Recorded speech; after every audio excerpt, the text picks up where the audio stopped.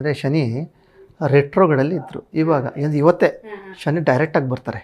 ಈಗ ಇಷ್ಟು ದಿನ ಏನು ನೋಡೋದು ಬರೀ ಟ್ರೈಲರು, ಇನ್ನು ಮುಂದೆ ಬರೋದು ಪಿಕ್ಚರು. ಯಾವುದೋ ಜನವರಿ ನಂತರ ಹಾಕೋದು ಪಿಕ್ಚರ್. ನ್ಯಾಯಾಲಯದಲ್ಲಿ ಮಹತ್ತರ ತೀರ್ಪುಗಳು ಬರ್ತಾ ಇರ್ತವೆ. ಯಾವುದಂದರೆ ಲಾಸ್ಟ್ ಟೈಮ್ ಇದೇ ಥರ ಎಫೆಕ್ಟ್ ಇದ್ದಾಗ 2G ಸ್ಪೆಕ್ಟ್ರಮ್ 2G ಹಗರಣದ ರಿಸಲ್ಟ್ ಬಂತು. ನ್ಯಾಯಾಂಗದ ಪ್ರಮುಖ ತೀರ್ಪುಗಳು ಬರುವಂಥ ಸಾಧ್ಯತೆಗಳು ಇವಾಗ ನಮ್ಮ ಕರ್ನಾಟಕದಲ್ಲಿ ವಿಚಾರ ಹೇಳೋದಾದರೆ ಇವಾಗ ಇನ್ನೂ ಬರ್ಬೋದು ವರ್ಡಿಕ್ಟ್ಸು ಯಾವುದೆಲ್ಲ ಇರ್ತದೆ ಅಂದರೆ ವಿಶೇಷವಾಗಿ ದರ್ಶನ್ ಕೇಸ್ದಾಗ್ಬೋದು, ಮತ್ತು ಜೈಲಲ್ಲಿ ಇನ್ನೂ ಇಬ್ಬರು ಕೂತ್ಕೊಂಡಾರ ಕಾಂಗ್ರೆಸ್ಸದ್ದು MLA ಯಾರು ವಿನಯ್ ಕುಲಕರ್ಣಿ. ಸೊ ಅವ್ರದ್ದೆಲ್ಲ ಕೆಲವೊಂದೆಲ್ಲ ದೊಡ್ಡ ದೊಡ್ಡ ಗಣ್ಯ ವ್ಯಕ್ತಿಗಳ ತೀರ್ಪುಗಳೆಲ್ಲ ಇದೆ. ಸೊ ಅವೆಲ್ಲ ಈಗ ಬರೋ ಸಾಧ್ಯತೆಗಳು ತುಂಬ ಇದೆ. ಅದು ಕೂಡ ಶೀಘ್ರದಲ್ಲಿ ನಡೆಯುತ್ತೆ. ತುಂಬ ನ್ಯಾಯಾಂಗ. ಅದಲ್ಲದೆ ನಮಸ್ಕಾರ ವೀಕ್ಷಕರೇ, ಈ ಹಿಂದೆ ಅಂದರೆ ಡಿಸೆಂಬರ್ 11, 2025 ಜಿ ನ್ಯೂಸಲ್ಲಿ ನಾವೊಂದು ಪ್ರಿಡಿಕ್ಷನ್ನ ಕೊಟ್ಟಿದ್ವಿ. ಆ ಟೈಮಲ್ಲಿ ಏನಾಗಿತ್ತು ಅಂದರೆ ಶನಿ ರಿಟ್ರೋಗ್ರೇಡಿಂದ ಡೈರೆಕ್ಟಾಗಿ ಬರ್ತಾಯಿದ್ರು. ಅದರ ಒಂದು ಫಲವನ್ನು ಹೇಳ್ತಾ ಒಂದು ಎಕ್ಸಾಂಪಲ್ ಸಮೇತವಾಗಿ ಅಂದರೆ ಯಾವ ಥರ 2G ಸ್ಪೆಕ್ಟ್ರಮ್ ಹಗರಣ ಇದ್ರ ಒಂದು ವರ್ಡಿಕ್ಟ್ಸ್ ಬಂತೋ, ಅದರಲ್ಲಿ ಎ ರಾಜ ಮತ್ತು ಕನಿಮೋ ಯಾವ ಥರ ಅಷ್ಟಾಗಿ ಒಂದು ಜೈಲು ಶಿಕ್ಷೆಯನ್ನು ಅನುಭವಿಸಿದರೋ ಅದೇ ಥರನಾದ ವರ್ಡಿಕ್ಟ್ಸ್ ಇವಾಗ ಬರುತ್ತೆ ಅಂತ ಹೇಳಿದ್ವಿ.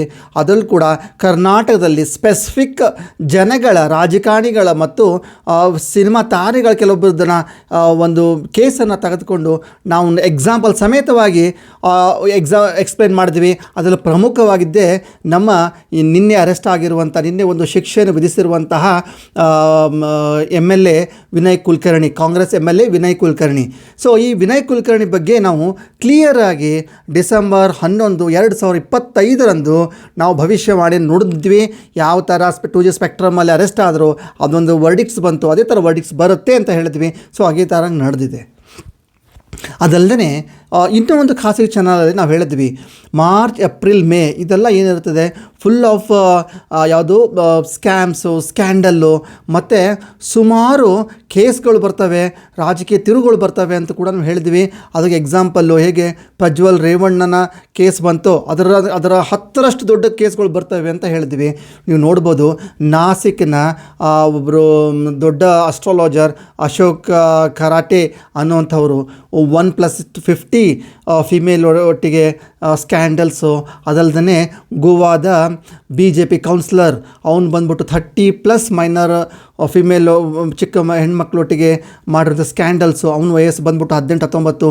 ಅದಲ್ಲದೆ ತಿರ್ಗಾ ಅಮರಾವತಿ, ಮಹಾರಾಷ್ಟ್ರದಲ್ಲಿ ಅಮರಾವತಿಯಲ್ಲಿ ಕೂಡ ಆದಂತಹ ಸ್ಕ್ಯಾಂಡಲ್ 300+. ಅವನು ಆ ಹುಡುಗನ ಏಜ್ ಬಂದ್ಬಿಟ್ಟು 19, ಆದರೆ ಅವನು ಸ್ಕ್ಯಾಂಡಲ್ ಮಾಡಿರೋದೇ 300+ ಫಿಮೇಲ್ ಒಟ್ಟಿಗೆ. ಸೊ ಇವೆಲ್ಲವೂ ಕೂಡ ಪ್ರಜ್ವಲ್ ರೇವಣ್ಣನ ಮೀರಿಸುವಂಥ ಸ್ಕ್ಯಾಂಡಲ್ಸ್ಗಳೇ ಬಂದಿದ್ದಾವೆ. ಅದಲ್ಲದೆ ರಾಜಕೀಯದಲ್ಲಿ ಯಾರ್ಯಾರು ಏನೇನು ಅಪರಾಧ ಮಾಡಿರ್ತಾರೋ ಅವರೆಲ್ಲ ಶಿಕ್ಷೆ ಆಗುತ್ತೆ ಅಂತ ಕೂಡ ನಾವು ಹೇಳಿದ್ವಿ. ಅದನ್ನು ನಾವು ನೋಡ್ಬೋದು. ವಿನಯ್ ಕುಲಕರ್ಣಿ ಅವರು ಕೂಡ ಈ ಒಂದು ಜೀವಾವಧಿ ಶಿಕ್ಷೆಯನ್ನು ಒಂದು ಕೋರ್ಟನ್ನು ವಿಧಿಸಿದೆ. ಸೊ ನಾವು ಈ ಹಿಂದೆ ಏನೇನು ಅನಲೈಸ್ ಮಾಡಿ ಪ್ರಿಡಿಕ್ಷನ್ ಕೊಟ್ಟಿದ್ವೋ ಅವೆಲ್ಲವೂ ಕೂಡ ಅಕ್ಷರಶಃ ಸತ್ಯವಾಗಿದೆ. ಸೊ ಮುಂದೆ ಇದೇ ಥರನಾದಂತಹ ಒಂದು ಯಾವಾಗ ಸಮಾಜದಲ್ಲಿ ಕ್ವೆಶ್ಚನ್ ಮಾರ್ಕ್ ಅಂತಿರುತ್ತೋ, ಯಾವಾಗ ಜನಗಳಿಗೆ ಒಂದು ಗೊಂದಲ ಅಂತಿರುತ್ತೋ ಆವಾಗ ಅಂಥ ಸಿಚುವೇಶನ್ ಎತ್ಕೊಂಡ್ಬಿಟ್ಟು ಒಂದು ಪರಿಹಾರ ಕೊಡುವಂತಹ ಒಂದು ಪ್ರಯತ್ನ ಈ ಹಿಂದೆನೂ ಮಾಡಿದ್ದೀನಿ, ಇವಾಗೂ ಮಾಡ್ತೀನಿ, ಮುಂದೆ ಕೂಡ ಮಾಡ್ತಾನಿರ್ತೀನಿ. ಇಷ್ಟು ಹೇಳ್ತಾ ಇವತ್ತಿನ ಕಿರುಸಂಚಿಕೆಗೆ ಅಲ್ಪಾರಾಮ ಮಾಡ್ತಿದ್ದೀನಿ.